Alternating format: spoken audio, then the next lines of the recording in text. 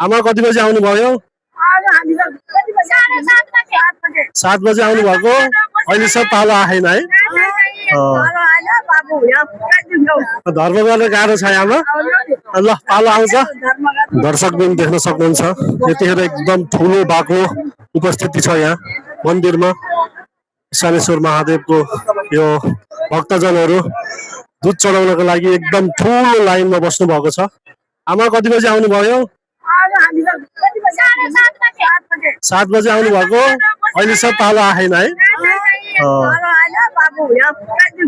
धर्म गर्न गाह्रो छ आमा। ल पालो आउँछ।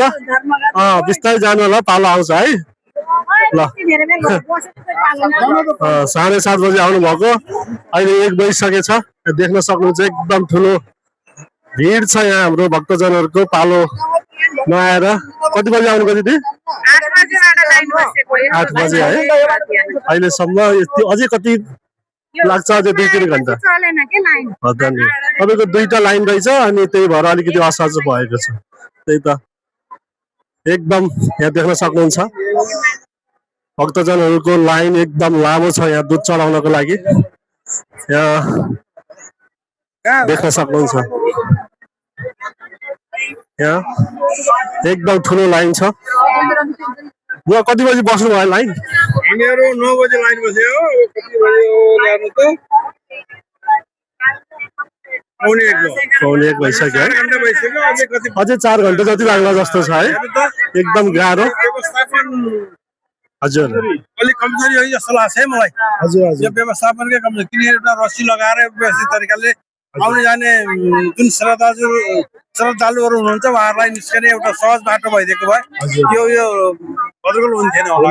धन्यवाद। ल धन्यवाद। देख्न सक्नुहुन्छ यहाँ भक्तजनहरूको आफ्नो गुनासो छ। एकदम लाइन बसेर नि पालो पाउन सक्नु भएको छैन। यहाँ देख्न सक्नुहुन्छ दुईपट्टि लाइन छ। यता लाइन अझै पालो आएको छैन। 3-4 घन्टा लाग्यो भन्दै हुनुहुन्छ भक्तजनहरू।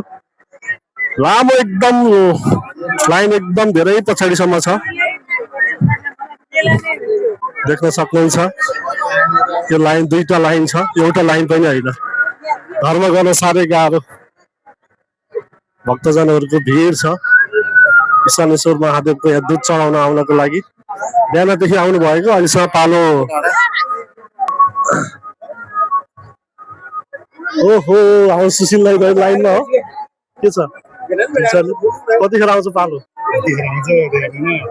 गाह्रो छ। 2-3 बजे ल आउँछ।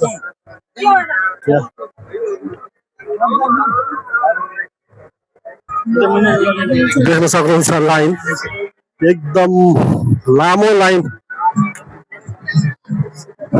देख्न सक्नुहुन्छ। मन्दिर छ लाइन भने दुईतर्फी नै यति बाक्लो भिड छ यहाँ। देख्न सक्नुहुन्छ दुईतर्फी लाइन एकदम बाक्लो छ। यहाँ भक्तजनहरूको दुध चढाउनको लागि लाइनमा बस्नु भएको छ।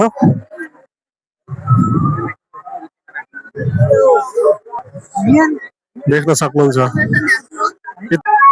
लाइन यहाँ आएर बल्ल सकिएको छ।